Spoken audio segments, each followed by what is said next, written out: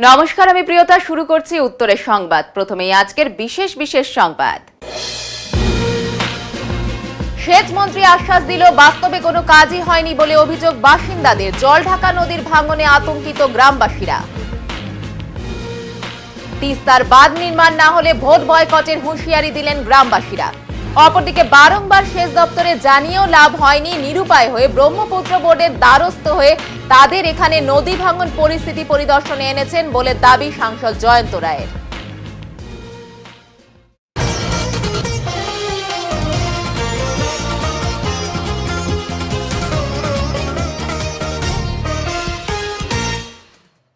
সেচ মন্ত্রী আশ্বাস দিলেও বাস্তবে কোনো কাজই হয়নি বলে বাসিন্দাদের অভিযোগ। জলঢাকা নদীর ভাঙনে আতঙ্কিত এলাকাবাসী। নিরুপায় হয়ে ফের আন্দোলনের পথে গ্রামবাসীরা। গত বছর ধূপগুড়ি জলঢাকা নদীর ভাঙন সমস্যা নিয়ে খতিয়ে দেখতে এসেছিলেন রাজ্যের সেচ মন্ত্রী। আশ্বাস দিয়েছিলেন খুব শীঘ্রই তৈরি হবে বাঁধ বলে দাবি বাসিন্দাদের। কিন্তু বছর ঘুরে গেলেও আজও বাস্তবায়িত হয়নি সেই প্রতিশ্রুতি বলে অভিযোগ। এদিকে নদীর ভাঙনের মুখে জমি। বর্ষার আগে পরিস্থিতি ভয়ানক হবে এই ভেবে আতঙ্কিত গ্রামবাসীরা। নিজেদের ভিটে মাটি রক্ষা করতে জলঢাকা নদীর স্থায়ী বাঁধের দাবিতে এদিন ফের বিক্ষোভ মিছিল করলেন তারা। উল্লেখ্য, এলাকার অধিকাংশই জীবিকার জন্য কৃষির উপর নির্ভরশীল। নদী ভাঙনের কারণে কৃষি জমি নষ্ট হলে তাদের জীবিকা বিপন্ন হবে। বর্ষার আগে বাঁধ নির্মাণ না হলে ব্যাপক ক্ষয়ক্ষতির আশঙ্কা রয়েছে তাদের। হবে করে আমাদের কাজ এখন পর্যন্ত হলো না কেন? জবাব চাই। হবে করে আমাদের দীর্ঘ 18 মাস কাটলো কেন? শেষ মন্ত্রী তুমি জবাব দাও। অনেক দিন ধরে দেখে আসছি তো, আমাদের ভয় ভীতির মধ্যে থাকতে হয় যে একবারেই মোটামুটি 200-250 একর জমি আর কি আমাদের নদীগর্ভে চলে গেল দেখতে দেখতে। তো এখনো পর্যন্ত যেটা আর কি হচ্ছে যে খালি আশ্বাসই মিলছে। কারা এসেছিল এখনো পর্যন্ত আশ্বাস দিতে? শাসক দলের লোকেরাই এসেছিল। কারা এসেছিলেন? শাসক দলের এখানে আমাদের জেলার সম্পাদক গুড্ডু দে এসেছিল, জাহাঙ্গীর কবির মহাশয় এসেছিল। আমাদের লোকাল এলাকার থেকে কোনো প্রতিনিধি এখনো পর্যন্ত আমাদের এরকম ভাবে আশ্বস্ত করেনি। ভোটের আগে এসেছিল, পঞ্চায়েত নির্বাচনের আগে। কোন মন্ত্রী এসেছিল? সেচ মন্ত্রী পার্থ ভৌমিক এসেছিলেন। কি বলেছিল সে সময়? ওনারা এসে বললো যে এখানে ওই ভাঙন রোধের জন্য অস্থায়ী কিছু কাজ হবে, তারপরে বর্ষাটা নেমে গেলে স্থায়ী কাজ হবে। তো এখনো পর্যন্ত সেই স্থায়ী কাজ তো অধরাই রয়ে গেল। তাহলে কি মনে হচ্ছে এটাকে ভোটের আগে শুধুমাত্র মিথ্যা প্রতিশ্রুতি ছিল? মনে তো তাই হচ্ছে, বর্তমানে তো একই পরিস্থিতি। তাহলে বোঝা যাচ্ছে ওনারা মিথ্যে প্রতিশ্রুতি দিয়েছিলেন। নাহলে আমাদের কাজটা এখনো টালিবালি করতেছে। এখন বলতেছে ডিএলটিসি হয়েছে। কোন এলাকা এটা? আমাদের দক্ষিণ আলতা মৌজা 15-141 নম্বর। কোন গ্রাম ভাঙন এটা? এটা জলঢাকা নদীর ভাঙন। গ্রাম পঞ্চায়েত? গ্রাম পঞ্চায়েত আমাদের মাগুরমারি 2GP। আপনার নাম? আমার নাম মমিনুর ইসলাম, আমি ভূমি রক্ষা কমিটির সভাপতি। এই বাঁধ নিয়ে দীর্ঘদিনের সমস্যা, ভোটের আগে আপনাদের কাছ থেকে মুচলেখা নেওয়া হয়েছিল। কি নেওয়া হয়েছিল এবং কি আশ্বাস দেওয়া হয়েছিল? আমাদের আশ্বাস দেওয়া হয়েছিল যে অতি দ্রুতই কাজটা হবে, ঠিক আছে। কাজ পাস হয়ে গেছে, ঠিক আছে।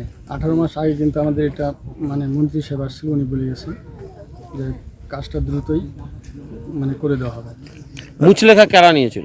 আমাদের এখানকার লোকাল যে শাসক দল আছে ওনারা। কি লেখা নিয়েছিল? লেখা নিয়েছিল যে আপনাদের পাশে আমরা আছি, কাজটা তাড়াতাড়ি করাই দেবো। কোন সময় নেওয়া হয়েছিল এই মুচলেখাটা? এটা ধরেন গত জ্যৈষ্ঠ মাসের দিকে। মানে ওনারা লিখিত দিয়েছিলেন নাকি আপনাদের থেকে লিখিত নিয়েছিলেন? আমাদের থেকে লিখিত নিয়েছিলেন। তা আপনারা কি লিখে দিয়েছিলেন? আমরা দিয়েছিলাম যে আমাদের পাশে থাকলে, আপনারা যদি আমাদের পাশে থাকেন তাহলে আমরাও আপনাদের পাশে আছি। আমরা ভোট দিয়ে জয়লাভ করব। হ্যাঁ, তাই বলছি। কি বলছিলেন? যে আমরা আপনাদের ভোট দিয়ে মানে যেতাম। এটা লিখিয়ে নিয়েছিল। কারা কারা ছিলেন সেই সময়? সে গুড্ডু সিং ছিলেন, হ্যাঁ। এখানকার জাহাঙ্গীর কবির ছিলেন। অনেক লোক। ওনারা কোন দলের নেতা? তৃণমূল বর্তমান শাসক। এটা কোন ভোটের আগে লিখিয়েছিল? এটা বিধানসভাতে। এই বাই ইলেকশন? না বিধানসভা। বাই ইলেকশনের সময়। আপনার নাম? খগন বিশ্বাস। তিস্তার বাঁধ নির্মাণ না হলে ভোট বয়কটের হুঁশিয়ারি দিলেন গ্রামবাসীরা। সিকিমের বিপর্যয়ের প্রায় 4 মাস পরে সোমবার জলপাইগুড়ি গজলডোবায় তিস্তায় বিভিন্ন এলাকা পরিদর্শন করলেন জলপাইগুড়ি সাংসদ জয়ন্ত রায়ের নেতৃত্বে ব্রহ্মপুত্র বোর্ডের সদস্যরা। শুনলেন গ্রামবাসীদের কথা। সোমবার বেলা 10:30টার সময় সাংসদ জয়ন্ত রায়ের নেতৃত্বে গজলডোবায় আসেন ব্রহ্মপুত্র বোর্ডের 3 সদস্য। টাকিমারি, নথাবাড়ি সহ গজলডোবার তিস্তা নদীর চর এলাকা পরিদর্শন করেন তারা। গ্রামবাসীদের কথাও শোনেন। বেশ কিছু সমস্যার সমাধানে আশ্বাস দেন তারা। এরপরই সাংবাদিকদের মুখোমুখি সাংসদ জয়ন্ত রায় তোপ দাগেন রাজ্য প্রশাসনের ওপর। তার দাবি, বহুবার এই এলাকায় সমস্যার কথা সেচ দপ্তরের ইঞ্জিনিয়ার সহ জেলা শাসককে জানানো হয়েছে, অথচ তাদের কোনো প্রতিক্রিয়া নেই। ফলস্বরূপ ব্রহ্মপুত্র বোর্ডের কাছে এখানকার সমস্যার কথা তুলে ধরেন, আর তার ডাকেই সাড়া দিয়েই এই পরিদর্শন। পুরো জল ঢুকে গেছে। শুধু তাই না, এখানে মানুষের যে ক্ষেত খামার যেগুলো ছিল সেগুলো সব নষ্ট হয়ে গেছে। নদীর এই পাড়টা, তিস্তা নদীর এই পাড়টা, ওই পাড়টা দুটাই। তো এখানকার মানুষ আমাকে জানিয়েছিল, দাদা আসেন। আমি এসেছিলাম, দেখে গেছিলাম, দুবার এসেছিলাম এর আগেও।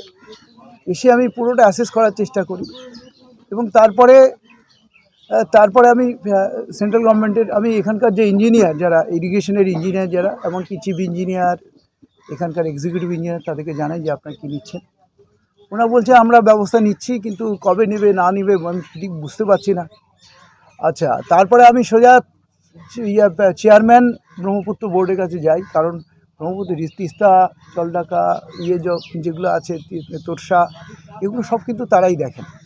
এবং দেখার জন্যই আমি তাদের সাথে আলোচনা করি, তাদেরকে আলোচনা করে জানাই যে আমাদের এখানে এত বড় একটা প্রবলেম হয়েছে, যেখানে এরপরের বার যখন বন্যা হবে তখন হাজার হাজার মানুষ এভিক্টেড হয়ে যাবে এখান থেকে, বন্যার জন্য এখান থেকে সরে যেতে বাধ্য হবে। শুধু তাই না, এখানে পাশে আরেকটা, পাশে টোটগাঁও বলে একটা জায়গা থেকে বারবার জানানো হয়েছে, ডিএমকে আমি নিজে জানিয়েছি, ওখানকার বাসিন্দা জানিয়েছে, বিডিও কাকে জানানি, ইরিগেশন ডিপার্টমেন্টের ইঞ্জিনিয়ার, সমস্ত জায়গায়, কিন্তু কোনো অ্যাকশন কিন্তু তার থেকে আমরা দেখতে পাইনি। কোন কারণে যে হচ্ছে না, ওদের পয়সা নেই তো সেটাও বলুক। और हम लोग डायरेक्टली ये काम करते भी नहीं रिवर का काम, क्योंकि ये स्टेट गवर्नमेंट का काम है। तो कभी कभी ऐसा सिचुएशन आ जाता है जहाँ पर एमपी को लगता है कि स्टेट गवर्नमेंट किसी कारण से नहीं कर पा रहा है, तो इस टाइप से होता भी है। ये भी एक सिस्टम है, सेंट्रल गवर्नमेंट को रिक्वेस्ट कर सकते हैं कि हमें ये काम दीजिए, सेंट्रल गवर्नमेंट कंसिडर करना पड़ेगा, और एट द सेम टाइम इसमें स्टेट गवर्नमेंट को भी कंसिडर करना पड़ेगा, क्योंकि वो लोग इसमें काम कर रहे हैं, कोई डीपीआर बना रहे हैं, या हो सकता है कोई फाइनेंस में गया है, एक सिस्टम में है, वो हो सकता है धीरे से हो रहा है। तो वो धीरे से होने के कारण सार सेंट्रल गवर्नमेंट में आया, और हम लोग का चेयरमैन IAS ऑफिसर उनको मिला, और उन्होंने हमें भेजा है कि आप देखिए क्या हो रहा है। तो हमें लग रहा है यहाँ तो काम इम्पोर्टेंट है, जो आप सिचुएशन देखा है, क्योंकि गाँव जो है ना इससे नीचे में है, तो पानी आएगा मतलब गाँव में घुस जाएगा, तो ये बहुत सीरियस सिचुएशन है, और घुसेगा तो निकलेगा नहीं। तो ये प्रॉब्लम थोड़ा ज़्यादा प्रॉब्लम होता है। कभी कभी होता है एम्बैंकमेंट टूट गया, पानी घुस गया और निकल के भी आ जाता है। यहाँ पर क्या है, कॉन्जेशन बोलते हैं हम, ड्रेनेज कॉन्जेशन होता है, मतलब पानी जहाँ घुस गया उसमें बाद में बीमार, सिर्फ पानी आया नहीं, उसके साथ बीमार भी आ सकते हैं, प्रॉब्लम हो सकता है, अलग अलग चीज़ें हो सकता है। तो वो सिचुएशन थोड़ा क्रिटिकल है। तो इस टाइप का क्रिटिकल सिचुएशन में सेंट्रल गवर्नमेंट आगे आते हैं। हम लोग करेंगे ये। पहले हम लोग ये जो साइट विजिट किया, साइट विजिट का रिपोर्ट हम लोग हमारा हायर अथॉरिटी को हम लोग अप्राइज करेंगे। उसके बाद हायर अथॉरिटी हम लोग को इंस्ट्रक्ट करेंगे कि आप लोग फील्ड सर्वे कीजिए, फील्ड स्टडी कीजिए, उसका पॉसिबिलिटीज एक्सप्लोर कीजिए, तो अकॉर्डिंगली हम लोग करेंगे। लेकिन इसमें ऐसा नहीं है जो आज हुआ हम लोग बात किया, आज है काल ये 2-3 महीना में फटाक से हो जाएगा, क्योंकि गवर्नमेंट प्रोसीड्यूर में ऐसा है कि एक सिस्टम में जाना पड़ता है, तो डायरेक्टली हम नहीं कर सकता है।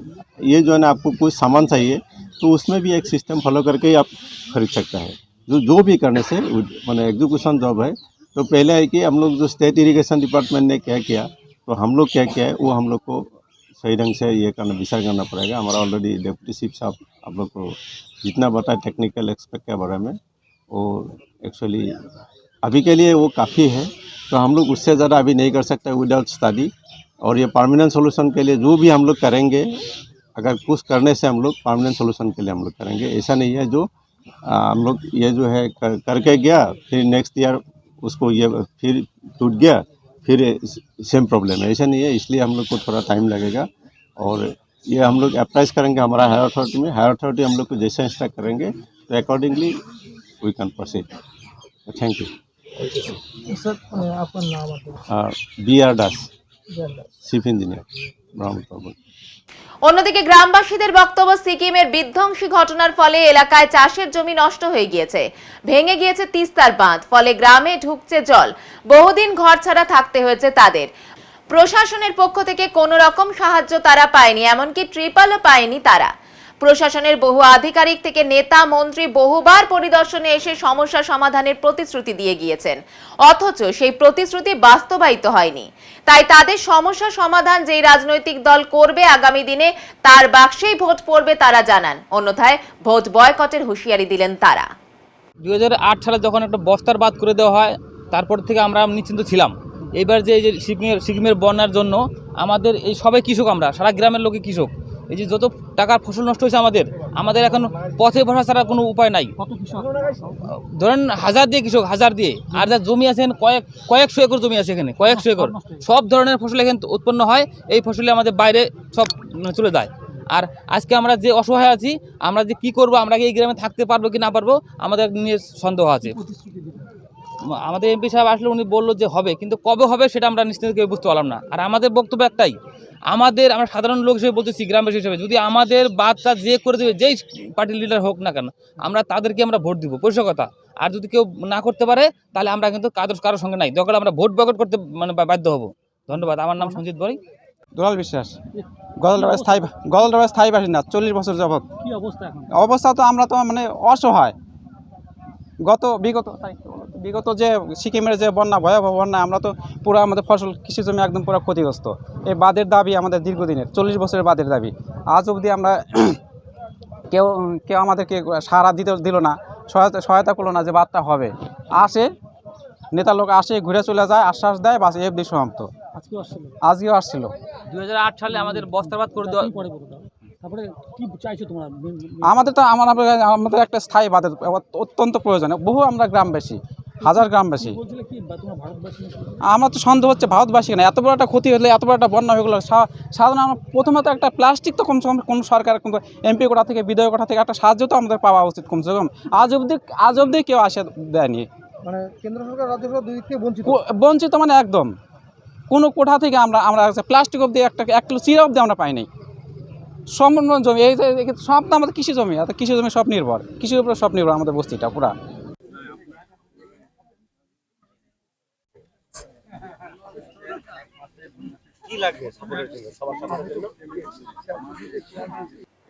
জলপাইগুড়ি মেডিকেল কলেজ ও হাসপাতালে এক রোগী ও তার পরিবারের সদস্যদের মারধর এবং খারাপ ব্যবহারের অভিযোগ উঠল কর্তব্যরত এক চিকিৎসকের বিরুদ্ধে। এ নিয়ে সোমবার জলপাইগুড়ি সদর হসপিটালের এমএসভিপির কাছে লিখিত অভিযোগ জানালো রোগীর আত্মীয়রা।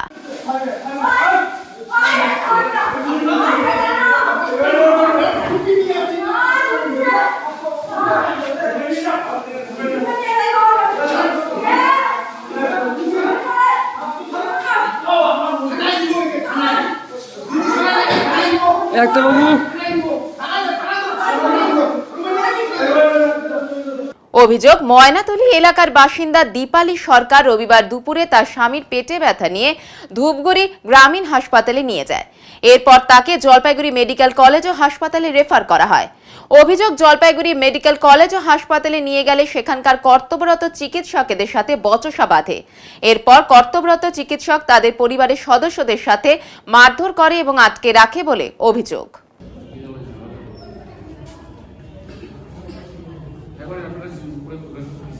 হাসপাতালে মারধর করা হয়েছে, তো আপনাকে তো অভিযোগ জানানো, কি বলবেন? হ্যাঁ, ওনারা, আমি কথা বললাম সবার সাথে, ওনারা বললেন যে কালকে ওনারা ধূপগুড়ি থেকে এসেছিলেন। তো যে ঘটনাগুলো ওনারা বললেন, তো আমরা আমাদের যে সিকিউরিটি ইনচার্জ আছে তার ওনাকে বললাম যে সিসিটিভি ফুটেজটা নেওয়ার জন্য। আর এমএসবিসির আজকে মিটিংয়ে আছেন। হ্যাঁ, তো আমরা এটা দেখে যা অ্যাকশন নেওয়ার আমরা নেব। যে যদি কোনো রকম আমাদের স্টাফরা যদি জড়িত থাকে, ডেফিনেটলি আমরা তার এগেইনস্টে অ্যাকশন নেব। ফোকাস করবো, হোক যাই হোক, যা প্রসিডিওর আছে করবো। কালকে ধূপগুড়ি গেছিলাম। ধূপগুড়ি থেকে আমার স্বামীর পায়খানা পেচ্ছা বন্ধ হয়ে গেল, তো পায়খানা করতে কষ্ট হয়। তো এখানে আধা ঘন্টার মতন ছিলাম। ডাক্তারে রেফার করলো যে আধা ঘন্টার মধ্যে যদি ঠিক না হয় তোমরা যাও, সদরে যাও। সদর তো বন্ধ, তাহলে 10 তলায় গেছি। 10 তলায় যাওয়ার পরে তারপরে ডাক্তার বসে রয়েছে, নিলাম ওই জায়গায়। ডাক্তার তো দেখা দেখি নাই, কিছুই নাই। তারপরে প্রেসক্রিপশন লিখতেছে, রুগী দেখা দেখি নাই, ও প্রেসক্রিপশন লিখতেছে। আমার ছোটো ছেলে বলতেছে কি ভুলভাল প্রেসক্রিপশন লিখছে। হ্যাঁ, ভুলভাল লিখতেছে, লিখতে বাইরে চলে যাইতেছে। আমাকে স্যার এইগুলো কি লিখতেছে? বাকি তুমি কি আমাকে ব্ল্যাকমেল করতেছ? হ্যাঁ, সিকিউরিটি গার্ড এটাকে চাই না, ঘর থেকে বার করে দে, তো ঘর থেকে বার করে দে। তারপর সিকিউরিটি গার্ড আইসা টানাটানি করলো, আমার কাপড় যেটা পড়ছে ছিঁড়ে বাড়িতে রেখে আসছি কাপড়টা। কাপড় টানাটানি করছে কারা? Security guard? হ্যাঁ, আমার ছেলেকে মানে বন্দি করা রাখছে ঘরে, ওই জায়গায় মানে আটক করে রাখবো যে আমার ছেলেকে নিও না। তারপর আমি আমার ছেলে ওই জায়গায় ছিলাম, মানে বন্দি মানে আটকায় রাখছিল? আটকায় রাখছে, যেমন চোর যেমন চুরি করলে আটকে রাখে ওইভাবে রাখছে। কি চান আপনারা? আমরা ওই ওই ওই শাস্তি চাই। কার শাস্তি চান? ডাক্তার হয় যত থাকে ওই জায়গায়। ঠিক আছে, আপনার নাম? আমার নাম দীপালি সরকার। বাড়ি কোথায়? বাড়ি জলঢাকা। প্রসূতি ও ডায়ালিসিস রোগীদের জন্য রক্ত দিতে এবার এগিয়ে আসলেন মেডিকেল কলেজের ছাত্র ও সদর ট্রাফিক আইসি। এদিন জলপাইগুড়ি সদর হসপিটালের ব্লাড ব্যাংকে এসে তারা রক্ত দিয়ে যান। মূলত এই দুই রোগীর জন্য দরকার ছিল বি নেগেটিভ রক্তের। চারিদিকে খোঁজাখুঁজি করার পর একটি স্বেচ্ছাসেবী সংগঠনের সদস্যরা জানতে পারে যে জলপাইগুড়ি সদর ট্রাফিক আইসি অমিতাভ দাস ও মেডিকেল ছাত্র সুপ্রতিম নস্কর এদের বি নেগেটিভ রক্ত। তাই তাদের সাথে যোগাযোগ করে রক্ত দিতে উৎসাহ দেন স্বেচ্ছাসেবক পাম্পা সূত্রধর। তারা নিজেরাই এসে ব্লাড ব্যাংকে আজ রক্ত দিয়ে যায়। তাদের এই মহৎ কাজে খুশি প্রকাশ করেছেন ব্লাড ব্যাংকের ইনচার্জও। রক্তদাতাদের এই মহৎ কাজের জন্য সংবর্ধনা দেওয়া হয়েছিল।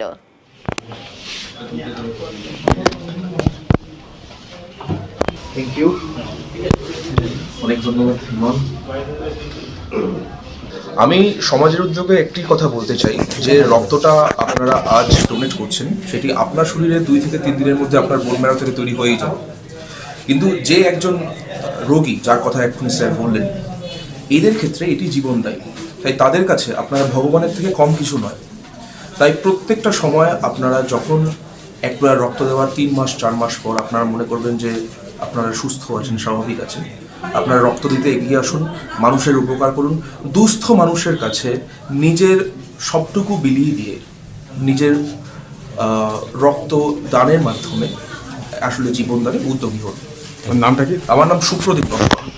কোন নেগেটিভ রক্ত ছিল তোমার? B negative.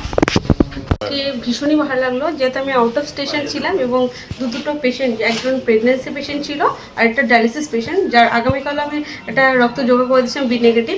আজকেও যেহেতু সকাল সকাল দুটো বি নেগেটিভের রিকোয়েস্ট আসে এবং তার মাঝখানে আমাদের ট্রাফিক আইসি, সদর ট্রাফিক আইসি অমিতাভ স্যার, যিনি নিজে বি নেগেটিভ রক্ত ডোনেট করলেন এবং আমার সাথে রয়েছে সুপ্রতিম নস্কর, আমাদের মেডিকেল কলেজের স্টুডেন্ট।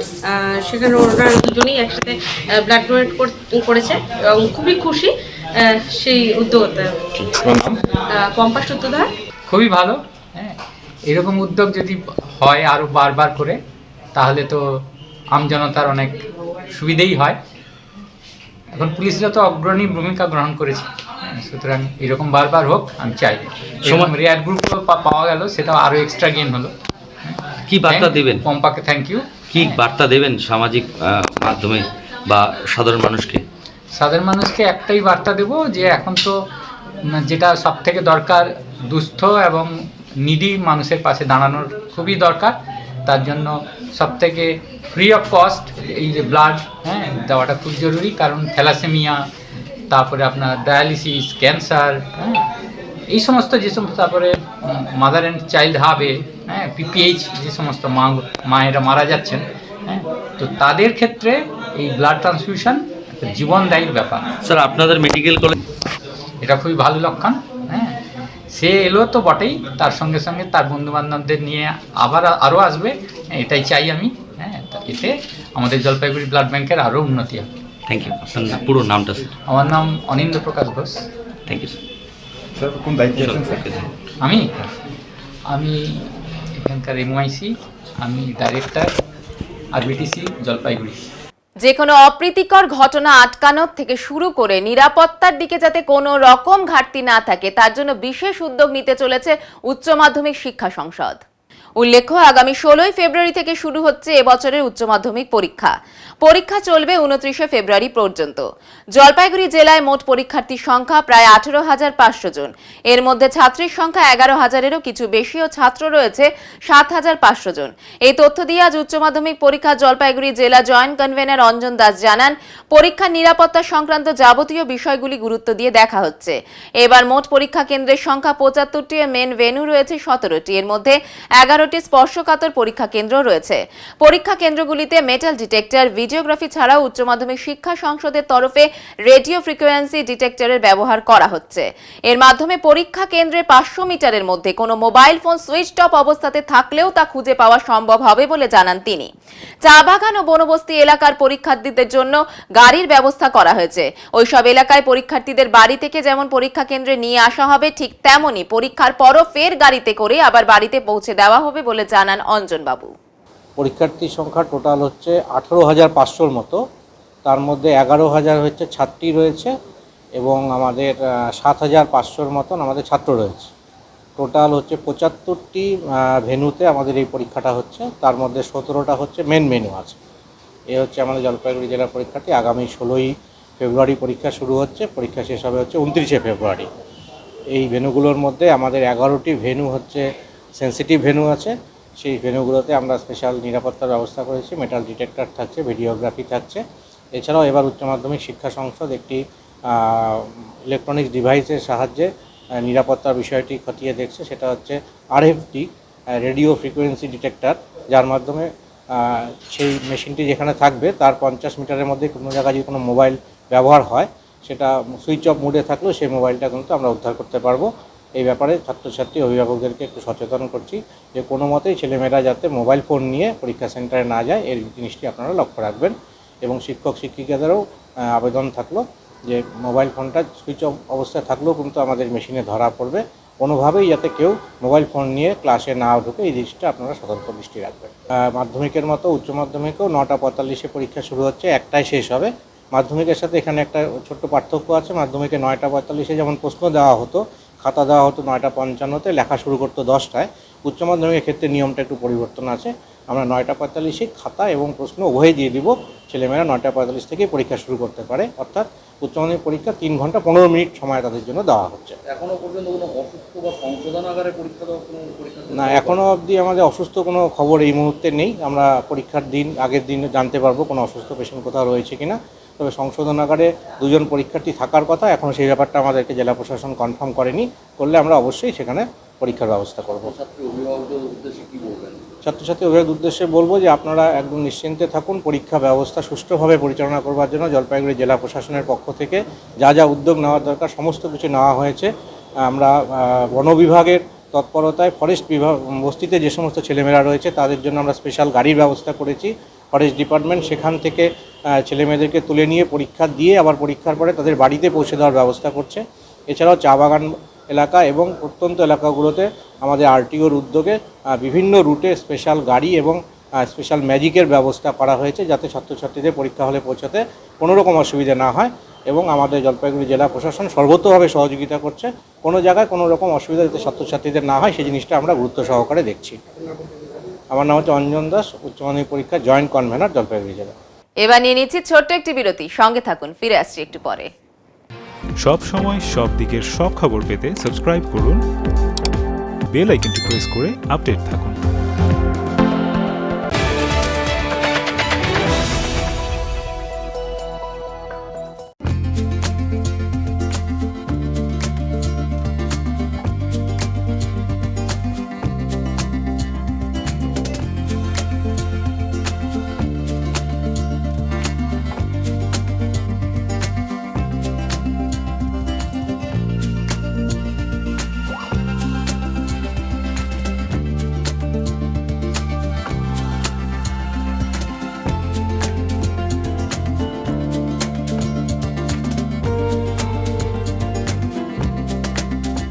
আপনার শহরে প্রসিদ্ধ লৌহ বিপণী কেএস আয়রন হাউসের তরফে সকলকে জানাই প্রীতি ও শুভেচ্ছা। এখানে আপনি পাবেন নামি দামি ব্র্যান্ডের সকল প্রকার লৌহ সামগ্রীর বিপুল সম্ভার। এখানে পাবেন square pipe, round pipe, angles, square bar, পাতি, শীট, টিনের বিভিন্ন আইটেম। এছাড়াও রয়েছে all type of grill and আলমারি ফ্যাক্টরি আইটেম। প্রতিষ্ঠিত মার্বেল ব্যবসায়ী দীপেন্দ্র চক্রবর্তী ও তার সহধর্মিনী মৌসুমী চক্রবর্তীর কেএস আয়রন হাউসে প্রতিটি জিনিস পাবেন রিজনেবল প্রাইসে। তাই এবার আর বাইরে ছুটতে হবে না আপনাদের। লোহা ও লৌহজাত সামগ্রী সুলভ মূল্যে কিনতে তাই আজই আসুন। আমাদের ঠিকানা কেএস আয়রন হাউস, 4 নম্বর খুমটি, জলপাইগুড়ি।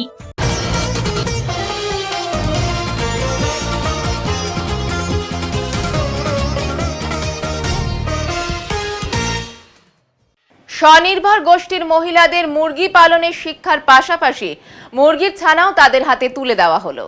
সোমবার এই কর্মসূচি গ্রহণ করা হয়েছিল জলপাইগুড়ি সদর ব্লকের দাসপাড়া এলাকায়।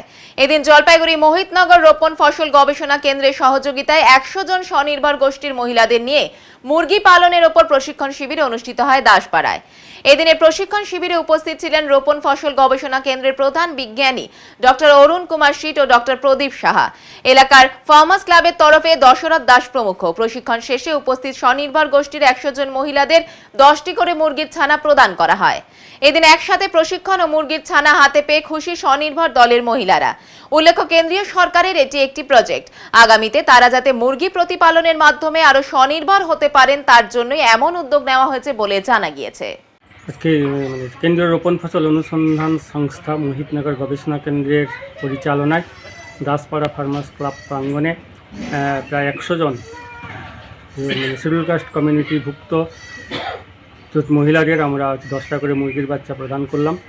মূলত যে উদ্দেশ্য নিয়ে এটা অ্যাকচুয়ালি কেন্দ্র সরকারের অধীনে একটা প্ল্যান, এটা শিডিউল কাস্ট সাব প্ল্যান, এবং তার অধীনে আমরা 100 জন ফার্মার্সকে আমরা 10টা করে মুরগির বাচ্চা প্রদান করলাম।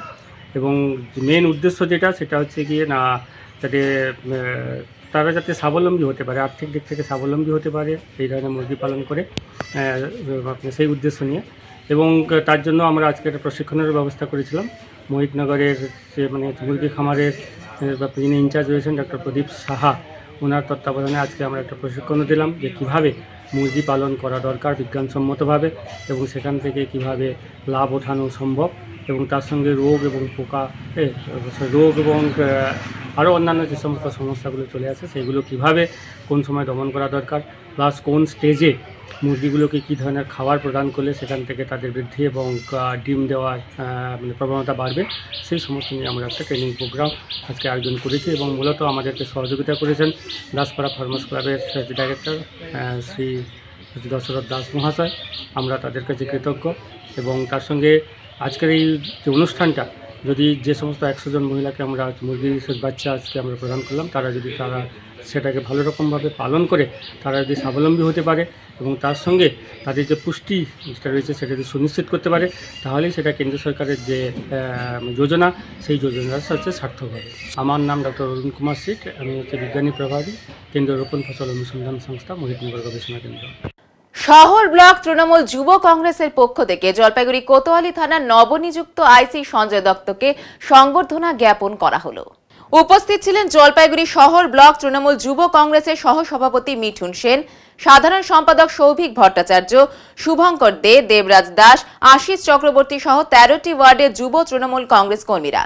তৃণমূল যুব কংগ্রেসের পক্ষ থেকে আইসিকে জানানো হয় ব্রাউন সুগার এবং ড্রাগসের ফলে যেভাবে যুব সমাজ ধ্বংসের দিকে এগিয়ে যাচ্ছে সে বিষয়ে পদক্ষেপ নেওয়ার জন্য, এবং তিনি আশ্বাস দিয়েছেন সারপ্রাইজ ভিজিটের মাধ্যমে লাগাতার অভিযান চলবে এবং যারা জড়িত তাদেরকে অবিলম্বে গ্রেপ্তার করা হবে।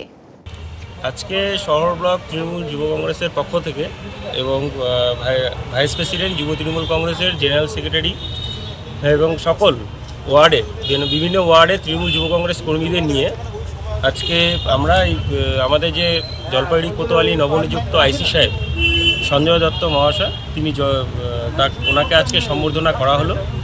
এবং সাথে সাথে যে শহরে যে পরিমাণে ব্রাউন সুগার এবং বিভিন্ন রকম যে নেশাজাত দ্রব্যের যে ফলে যুব সমাজ যেভাবে ধ্বংসর দিকে যাচ্ছে, যুব সমাজ যেভাবে নষ্ট হচ্ছে, সেই বিষয়ে ওনার সাথে আলোচনা করার উনি আশ্বাস দিয়েছেন যে সারপ্রাইজ ভিজিটের মাধ্যমে যে কোনোভাবে যে কোনো অবস্থাতেই তিনি সারপ্রাইজ ভিজিট চালাবেন এবং যে এই যে এই র্যাকেটের যে মূল যে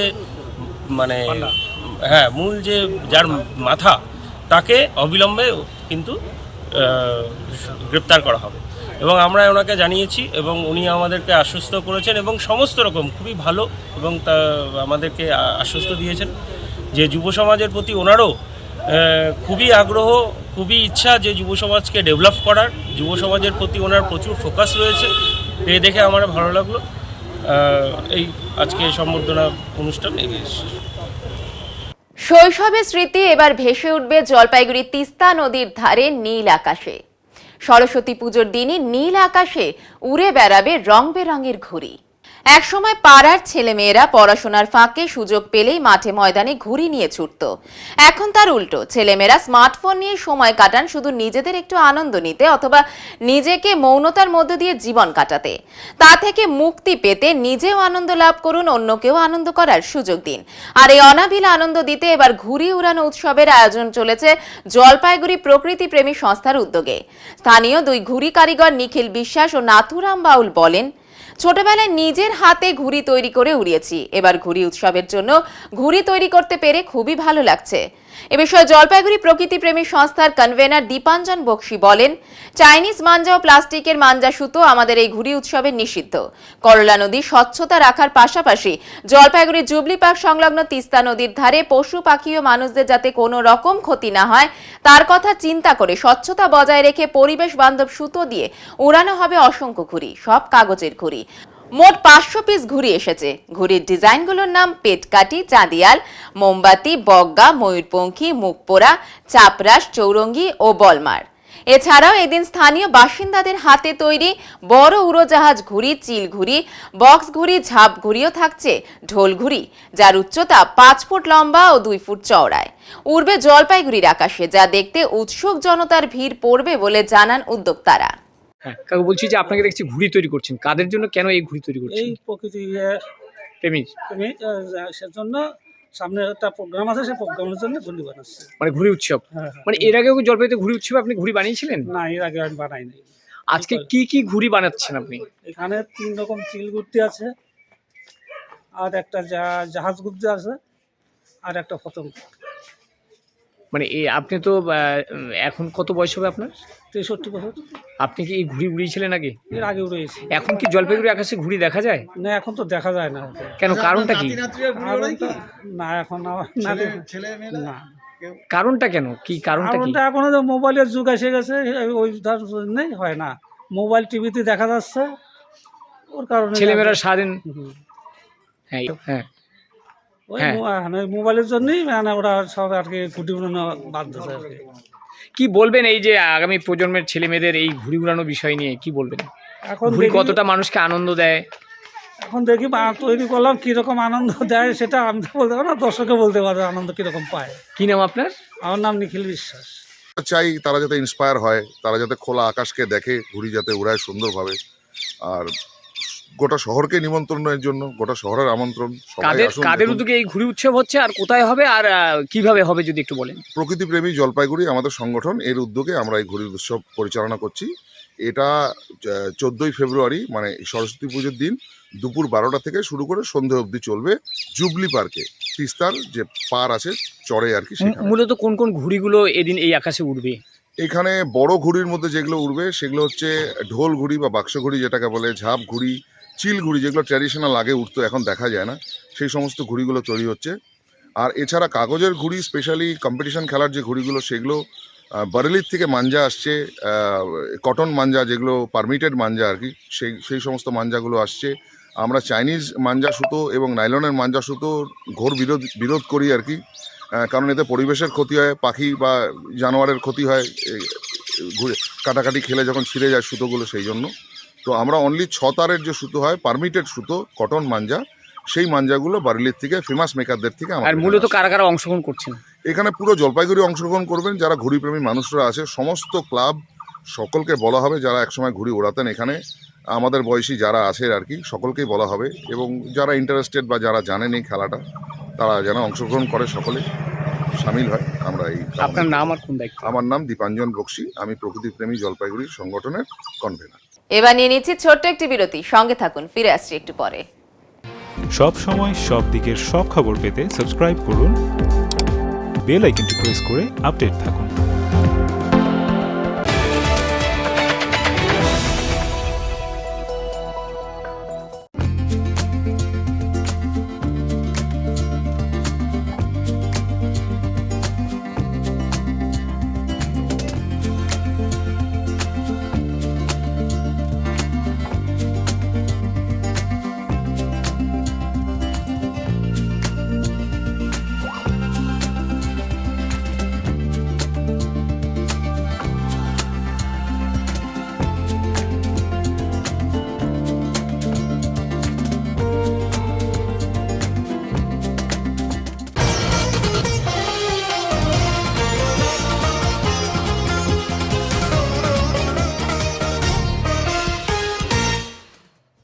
রবিবার night shot boundary cricket tournament অনুষ্ঠিত হয় হরিজন বস্তির পরিচালনায়। মোট 12টি টিম অংশ নিয়েছিল এখানে। রাতে এই ধরনের ক্রিকেট টুর্নামেন্ট দেখতে অসংখ্য মানুষের ভিড় দেখা গিয়েছিল, যার পুরস্কার 12,000 টাকা ও রানার্স আপ রয়েছে 8,000 টাকা। তাই সবকটি টিমের মধ্যে দারুণ আনন্দ উৎসাহ দেখা গিয়েছিল এই দিন। ফাইনালে হরিজন বস্তি ও মাসকালাই বাড়ির মধ্যে অনুষ্ঠিত হয়েছিল। মাসকালাই বাড়ি ফাইনালে চ্যাম্পিয়ন হয়েছিল। राज के द्वारा और एक अच्छा गेंद डॉट गेंद यहाँ पर एक रन आउट, नो बॉल लेकिन रन आउट, नो बॉल लेकिन रन आउट। এবারে আবহাওয়ার খবর।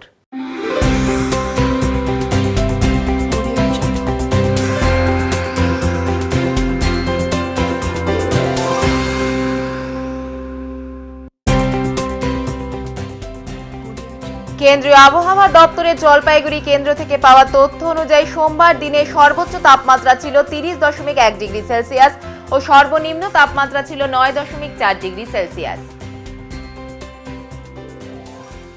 শেষ করবার আগে আজকের বিশেষ সংবাদ আরো একবার। সেচ মন্ত্রী আশ্বাস দিল, বাস্তবে কোনো কাজই হয়নি বলে অভিযোগ বাসিন্দাদের। জলঢাকা নদীর ভাঙনে আতঙ্কিত গ্রামবাসীরা। তিস্তার বাঁধ নির্মাণ না হলে ভোট বয়কটের হুঁশিয়ারি দিলেন গ্রামবাসীরা। অপরদিকে বারংবার সেচ দপ্তরে জানিয়েও লাভ হয়নি, নিরুপায় হয়ে ব্রহ্মপুত্র বোর্ডের দ্বারস্থ হয়ে তাদের এখানে নদী ভাঙন পরিস্থিতি পরিদর্শনে এনেছেন বলে দাবি সাংসদ জয়ন্ত রায়ের। উত্তরের মন পরিবেশিত উত্তরের সংবাদ এখনকার মতো এই পর্যন্তই। নমস্কার।